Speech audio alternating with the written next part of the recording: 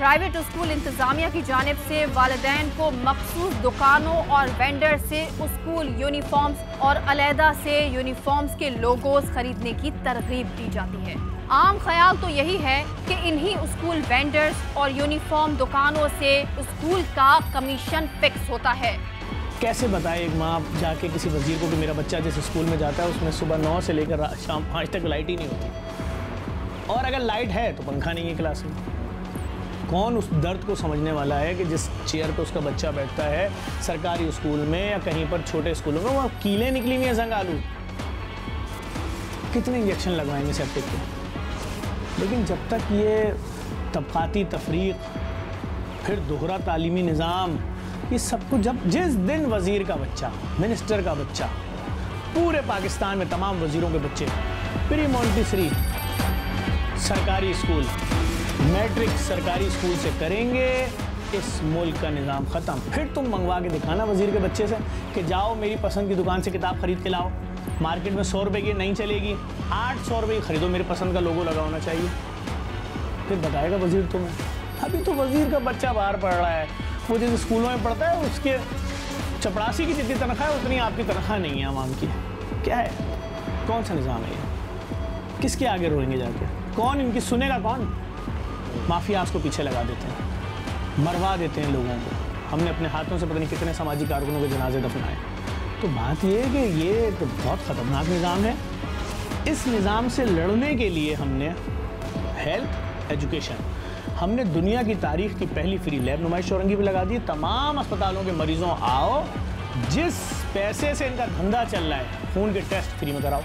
और हमने दुनिया की तारीख का पहला O level A level free school बना दिया है। पीछे इब्राहिम अली भाई और चौधरी रहमत अली 2 स्कूल गवर्नमेंट से गोद लिए, बीच की दीवार गिराई। अब स्विमिंग पूल भी है, जिम्नाजियम भी है, जू भी है, बच्चों के लिए छोटे वाले घोड़े हैं, पोनी हॉर्स राइडिंग के लिए प्रोजेक्टर है, हर बच्चे को अपना लैपटॉप गिफ्ट किया जाता है। और क्या करें, इन जालिमों से लड़ ही सकते हैं।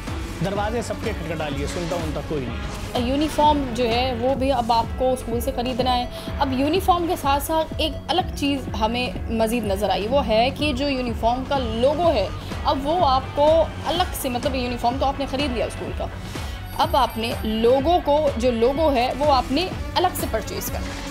सर ये कॉन्सेप्ट, मतलब मुझे ये समझ नहीं आ रहा कि छोटी छोटी चीज़ों में, एक एक चीज़ में यह कारोबार क्यों बनता जा रहा है कि हमने तालीम को आसान की जगह पर मुश्किल क्यों कर दिया है। अगर हमारा रुझान यही रहा तो फिर तो जैसे हमारे मुल्क में पहले ही तालीम का रेशो हम देख रहे हैं कम से कम होता जा रहा है, तो फिर तो हमारे यहाँ पर कोई सख्ती नहीं रखेगा अपने बच्चों को पढ़ाने की और अच्छे स्कूल में पढ़ाने की। देखिए, जहाँ तक यूनिफॉर्म और उसकी एसेसरीज़ का ताल्लुक़ है, मैं आपसे गुजारिश की दे देता हूँ कि ये माशरे का एक लाइफ स्टाइल होता है। ठीक है।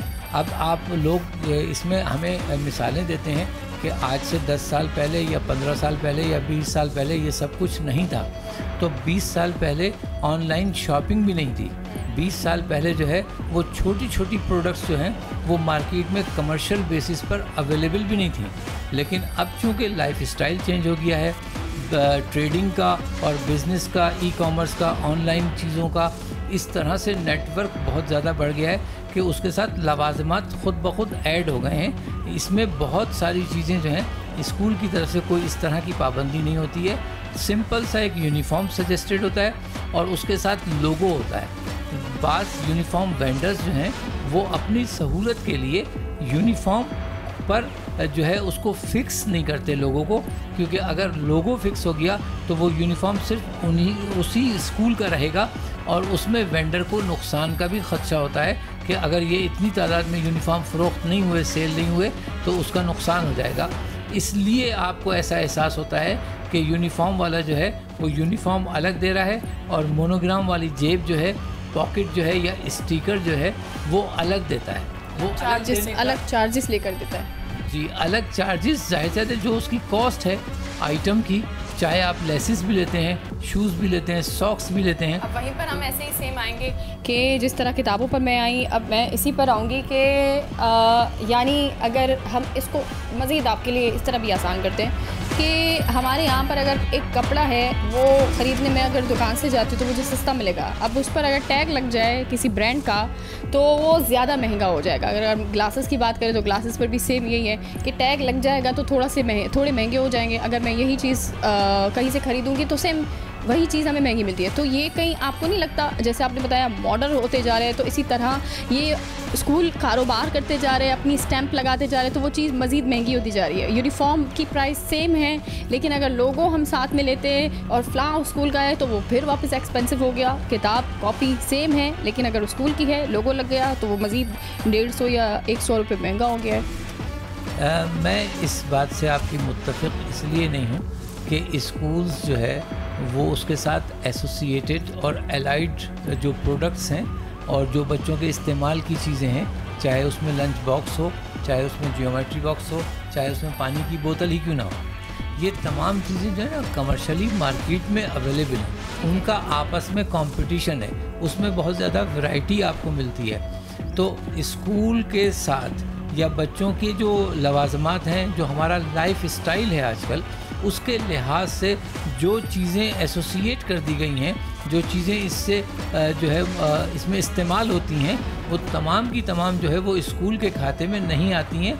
वो दूसरे लोग हैं जो मार्केट में बिज़नेस कर रहे हैं। स्कूल बैग हो और सॉक्स हों या शूज़ हों या यूनिफॉर्म हो या दूसरी लवाजमात हों छोटे मोटे, वो तमाम चीज़ें जो हैं अलग ओपन मार्केट में एक अलग कारोबार हो रहा है। उसको हम स्कूलों के साथ नहीं जोड़ सकते, स्कूलों का उससे कोई लेना देना नहीं होता है। क्योंकि मेरे अपने ज़ाती बच्चे भी जो हैं भाई इसी चीज़ का शिकार है। मैं किसी और के लिए क्या रहा हूँ। मैं तो आवाम से इतना बोलता हूँ, सिर्फ दुआ करो, दुआ करो बस।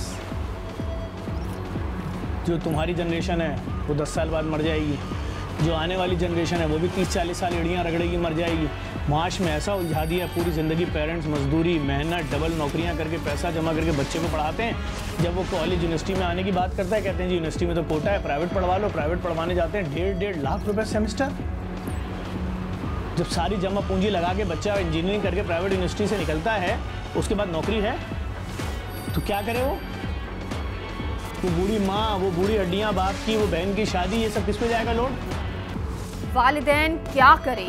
तालीम का हक हर बच्चे का बुनियादी हक है।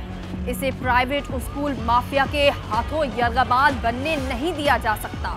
हुकूमती कवानीन की खिलाफ वर्जी करने वाले निजी स्कूल्स पर 50,000 रुपए तक का जुर्माना या लाइसेंस मनसूखी और मुतादिद शिकायत की सूरत में स्कूल की बंदिश की जा सकती है।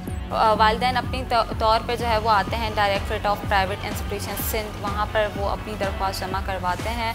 उनकी दरख्वास्त देखी भी जाती है, बाद औक़ात एक्शन भी हो जाता है और इसके बाद जो है वो चीज़ रिपीट नहीं होती, चाहे वो हैरेसमेंट हो, चाहे वो कोर्स के मामला हो या वो फ़ीस के मामला हो। तो कुछ जो है उनको उस वक्त लिवरेज मिल जाता है, मगर ये मुस्तकिल हल नहीं होता क्योंकि बहुत सारे ऐसे बच्चे हैं कि वो भी नेगलेक्ट हो रहे होते हैं। कुछ बच्चे तो वहाँ तक पहुँच जाते हैं, अपनी शिकायत भी बता देते हैं, उनके मसले भी हल हो जाते हैं, लेकिन जो एक बड़ा रेशो है वो रह जाता है। सिंध के कवानीन मजबूत हैं, लेकिन अमल दरामद के लिए अवाम को बेदार होना पड़ेगा। वालिदैन को चाहिए कि वो अपने हुकूक के लिए मुत्तहिद हो, मीडिया को शामिल करें और कानूनी चाराजोई करें। इस सिलसिले में सिंध हुकूमत की प्राइवेट स्कूल्स रेगुलेटरी अथॉरिटी की हेल्पलाइन और वेबसाइट पर राब्ता किया जा सकता है। इसी तरह डिस्ट्रिक्ट एजुकेशन ऑफिसर से हर जिले में शिकायत जमा करवाई जा सकती है। मुझे दीजिए इजाज़त, अल्लाह हाफ़िज़।